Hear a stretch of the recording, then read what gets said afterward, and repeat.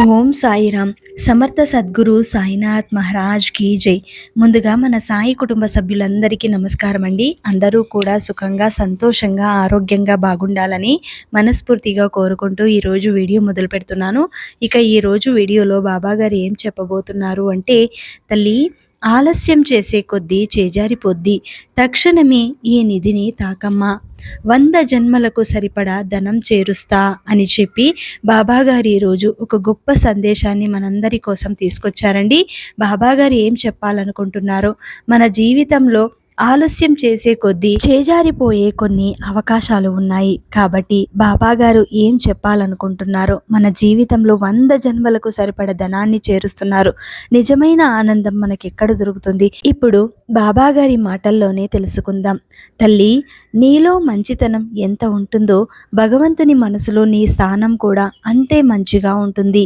నువ్వు చేసే పాప పుణ్యాలపైన నీ జీవితం ఆధారపడి ఉంటుంది. తల్లి, నువ్వు ఎంత ఎదిగినా ఒదిగి ఉండడమే నీకెంతో శ్రేయస్కరం. యవ్వనం, సౌందర్యం ఈ రెండూ కూడా అదృశ్యమైపోతాయి. జీవితం, సంపాదన అవి కూడా మాయమైపోతాయి. కానీ నువ్వు చేసిన మంచి చెడులే నీ వెంట వస్తాయి. ఇది గుర్తుపెట్టుకో. పుణ్యఫలం రక్షిస్తుంది, నీ పాపఫలం నిన్ను శిక్షిస్తుంది. ఇవన్నీ కూడా నువ్వు జీవిత సత్యాలను నేర్చుకోగలిగితే అసలు నీకు కావలసింది నిజమైన ఆనందం ఎక్కడ దొరుకుతుందో నువ్వు అర్థం చేసుకోగలుగుతావు.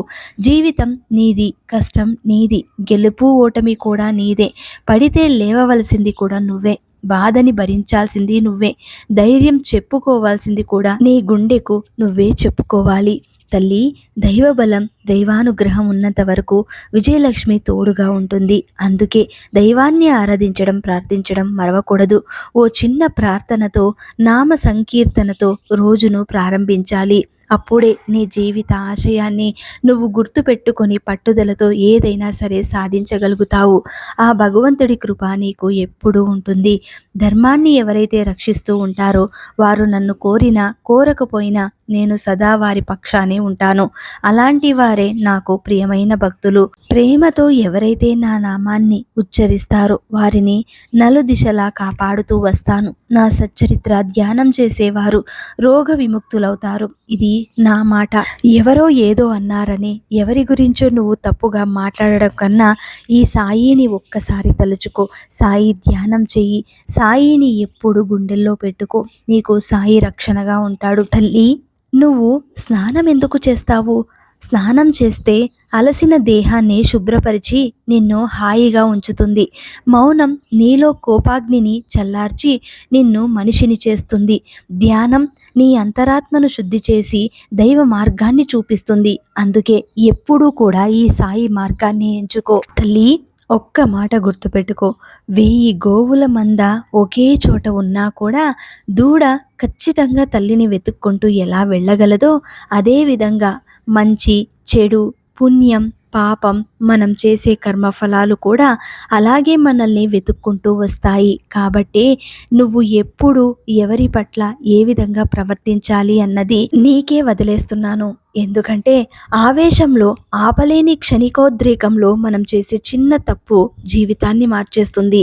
అంతవరకు కాపాడుకున్న నైతిక విలువల్ని అగాధంలోకి నెట్టివేస్తుంది. కొంచెం ఆలోచించి అడుగు వేయాలి. మాట్లాడే మాట, చేసే చేత ఇతరులను నొప్పించకుండా జాగ్రత్త పడుతూ విలువైన జీవితాన్ని, వ్యక్తిత్వాన్ని అందంగా మలుచుకోవడమే అంతా నీ చేతుల్లో ఉంది.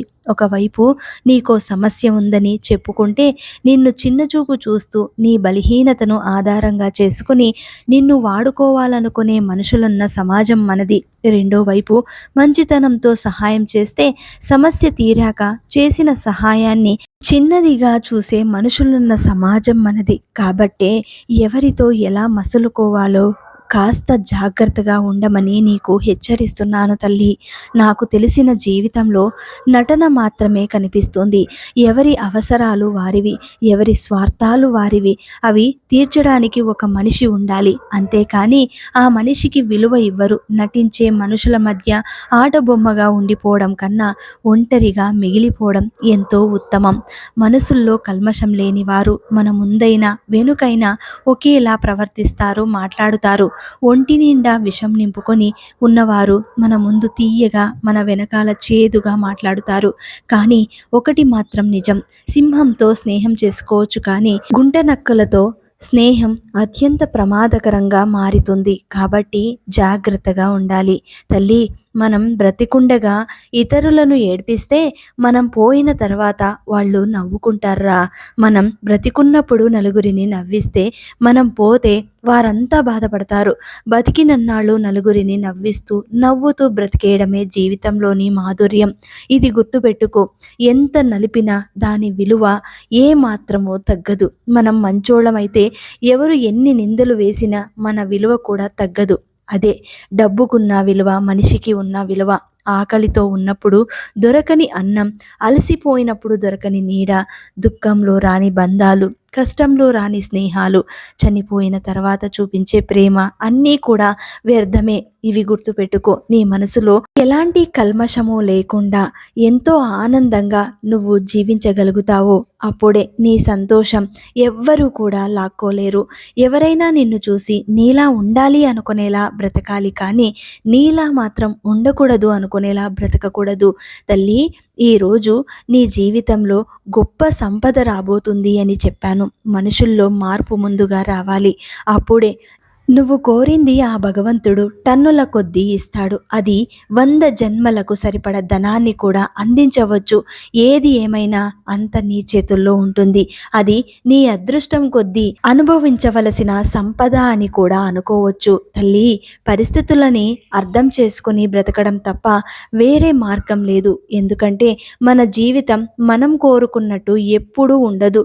అది ఇంకోలా నీకు కనబడుతుంది. తల్లి, ఒక్కటి గుర్తుపెట్టుకో. జీవితంలో చాలా అంటే చాలా బిజీగా మారిపోవాలి. అంటే దాంతో ద్వేషానికి, భయానికి, బాధకి సమయం లేకుండా పోవాలి. గుర్తుపెట్టుకో తల్లి, ఖాళీగా ఉన్న వ్యక్తి మాత్రమే జీవితంలో అందరికంటే ఎక్కువగా బాధపడుతూ ఉంటాడు. ఎందుకంటే వాడికి పని పాట ఏమీ ఉండదు. ప్రతి క్షణం ఎవరు ఎలా బ్రతుకుతున్నారా అని మాత్రమే ఆలోచిస్తూ ఉంటాడు. వాడి జీవితం గురించి వాడు ఆలోచించకుండా ఇతరుల గురించి ఆలోచిస్తూ ఉంటాడు. అందుకే వాడికి ఎప్పుడు బాధే మిగులుతుంది. ఎవరి స్నేహం కోసమో, ఎవరి పరిచయం కోసమో మనం వెతకవలసిన అవసరం లేదు. మన వ్యక్తిత్వం మంచిదైతే చాలు, వాళ్ళే మనల్ని వెతుక్కుంటూ వస్తారు. అంతే కదా.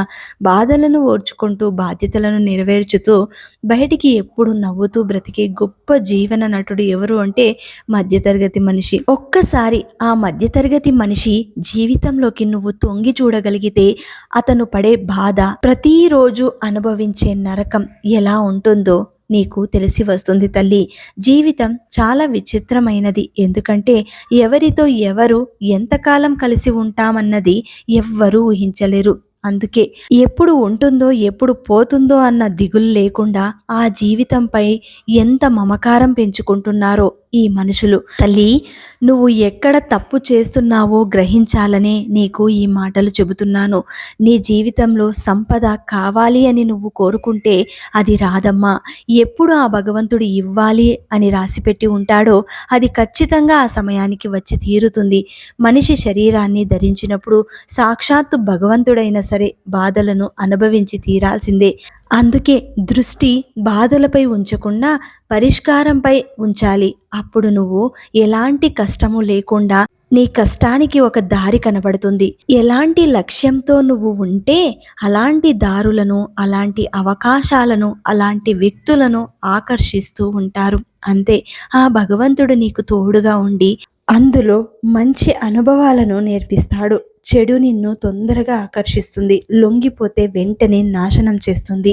కానీ మంచి నిదానంగా నీకు అర్థమైన నిన్ను గొప్పవాడిని చేస్తుంది. కాబట్టి భగవంతుడు ఎప్పుడూ మంచి మార్గంలో, సన్మార్గంలో నడవాలని సూచనలు అందిస్తూ ఉంటాడు. తల్లి, నువ్వు ఎప్పుడూ ఆనందంగా ఉండాలన్నదే నా కోరిక. నీ మనసులో ఉన్న ఆవేదన బయటపెట్టు. నా ముందు కూర్చుని నీ బాధనంతా వెళ్ళబుచ్చుకో. ఖచ్చితంగా నీకు ఏదో ఒక రోజు మంచి జరుగుతుంది. నువ్వు కోరుకున్నది నీకు దక్కుతుందమ్మా. నువ్వు ఆ విషయంలో ఎలాంటి ఆలోచన పెట్టుకోవద్దు. అసూయతో బ్రతికే వారికి సరైన నిద్ర ఉండదు. అహంకారంతో బ్రతికే వారికి సరైన మిత్రులు కూడా ఉండరు. అనుమానంతో బ్రతికే వారికి సరైన జీవితమే ఉండదు. నీ జీవితంలో నీ చుట్టూ అలాంటి వారు ఎవ్వరూ లేరు. అలాంటి వారు ఒకవేళ ఉన్నా కూడా నీ దాకా రానివ్వను. గౌరవం అనేది వయసుని బట్టి ఉండకూడదు, సంస్కారాన్ని బట్టి ఉండాలి. తాటి చెట్టు ఎంత పెరిగినా దాని క్రింద ఎవ్వరు నిలబడరు. మర్రి చెట్టు చిన్నగా ఉన్నా సరే దాని కిందే అందరూ నిలబడతారు.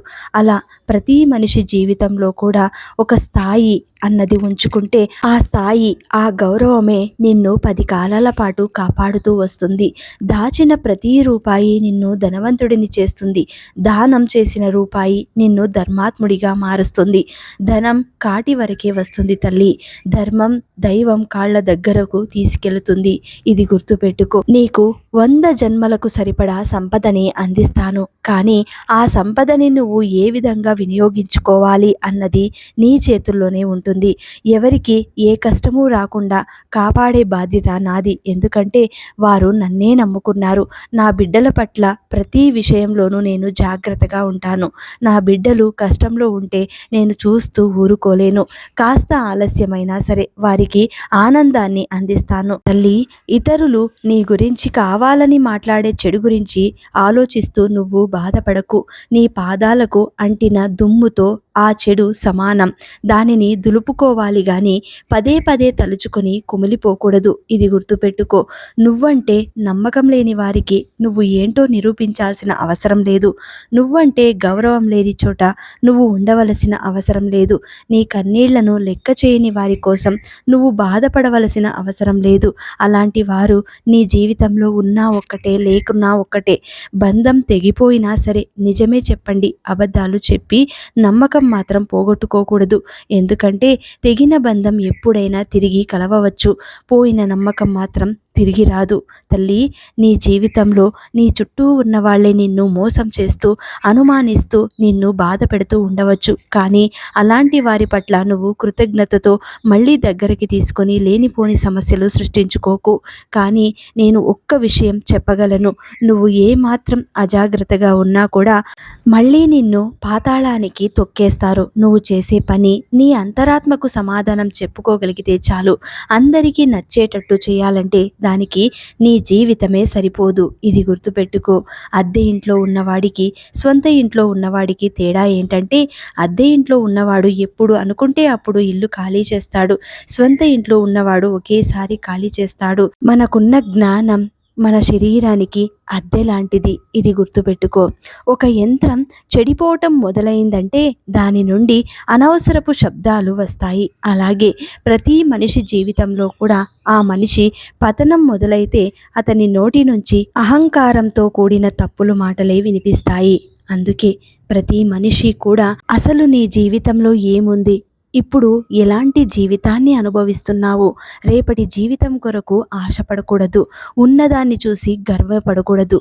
ఒకరి జీవితాన్ని చూసి హేళనగా మాట్లాడకూడదు. ఇవన్నీ కూడా నీ జీవితంలో అలవర్చుకోగలిగితేనే నీకు మంచి జీవితాన్ని ఆ భగవంతుడు ప్రసాదిస్తాడు.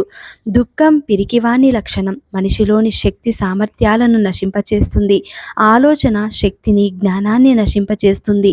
దుఃఖాన్ని జయించిన వాడు ఎప్పుడూ కూడా విజయాన్ని జయించగలడు. తల్లి, ఈరోజు నువ్వు అనుభవించే ఈ భోగభాగ్యాలు నిన్న వేరొకరిది, నేడు నీదిగా అయ్యింది, రేపు వేరొకరి సొంతమవుతుంది. మార్పు అనేది ప్రకృతి సహజ ధర్మం. కాబట్టి ఈరోజు ఉన్నదానిని చూసి మురిసిపోకు. లేని దాని కోసం ఆశించకు, తపించకు. రేపటి రోజు ఏం జరగాలని రాసి పొట్టి ఉంటే నీ జీవితంలో అదే జరుగుతుంది. భగవంతుడు ఇచ్చేదాన్ని నువ్వు అంగీకరించాల్సిందే. నేను నీ రాబోయే కష్టాన్ని ఆపను, కానీ నువ్వు దానిని సులువుగా దాటడానికి శక్తినైతే ప్రసాదిస్తాను. నీ దారిని సరళంగా చేయగలను. కేవలం నువ్వు ధర్మ మార్గంలో మాత్రమే నడవాలి. అదే నేను కోరుకునేది. బురదలో ఉన్నప్పటికీ కలువలు పవిత్రమైనవే తల్లి. విషపు తేనెటీగల మధ్య ఉన్నప్పటికీ తేనె అమృతమే. గంజాయి మొక్కలలో పెరిగిన తులసి దైవ స్వరూపమే. జీవిస్తున్న స్థలాన్ని బట్టి, చుట్టూ ఉండే జనాన్ని బట్టి ఎవరినీ అంచనా వేయకూడదు. పరిస్థితులు ఎంత కఠినంగా ఉన్నా సరే మనం మనలాగా ఉండడమే నిజమైన వ్యక్తిత్వం. అదే సదా ఆచరణీయం నీకు అవ్వాలి. ఆకలికి అన్నం పెట్టేవారికి, ఆపదలో ఆదుకునేవారికి, అవసరమైనప్పుడు ప్రేమ పంచేవారికి, మనసారా నీ కోసం కన్నీరు కార్చేవారికి ఎప్పుడు రుణపడి ఉండాలి. అది నీకు 1000 జన్మల పుణ్యాన్ని ప్రసాదిస్తుంది తల్లి. తల్లి, నీ మనసు నలుగురికి సాయం చేసే గుణమే నీదైతే నువ్వు ఏ గుడికి వెళ్ళవలసిన అవసరమే లేదు. నువ్వు నమ్మే దైవం నిన్నే వెతుక్కుంటూ నీ ఇంటి దాకా వస్తుంది. ఇది గుర్తుపెట్టుకో. విజయం గొప్పది కాదు, సాధించినవాడు గొప్ప కాదు, బాధపడటం గొప్ప కాదు, బాధను తట్టుకునేవాడు గొప్ప. బాంధవ్యాలు గొప్ప కాదు, వాటిని నిలబెట్టుకునేవాడే గొప్పవాడు. తల్లి, ఎదుటివారు నిన్ను తలచినా తలవకపోయినా సరే నువ్వు మాత్రం వారిని తలుచుకోవాలి. ఎందుకంటే బంధం చాలా అందమైనది. అందులో పోటీ పడకూడదు. ప్రేమ, ఆప్యాయతలు మాత్రమే కలిగి ఉండాలి. తల్లి, నీ బాధ్యతలు, విచారాలు ఆ భగవంతునిపై వేసి నిశ్చంతగా ఉండు చాలు. నీ వల్ల ఏ పని ఏ సమయంలో జరగవలసి ఉన్నదో ఆ పని ఆ సమయంలో భగవంతుడు నీ చేత జరిపించి తీరుతాడు.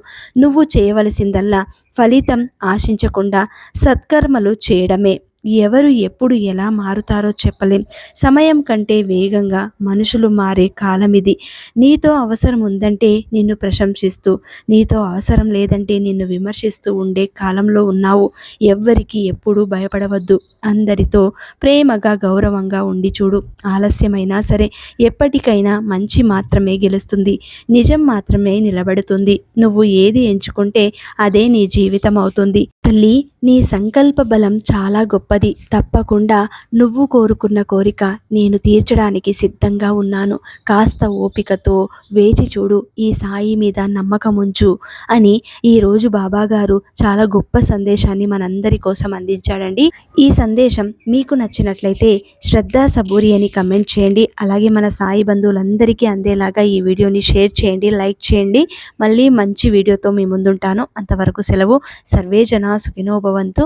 సర్వం శ్రీ సాయినాథార్పణమస్తు.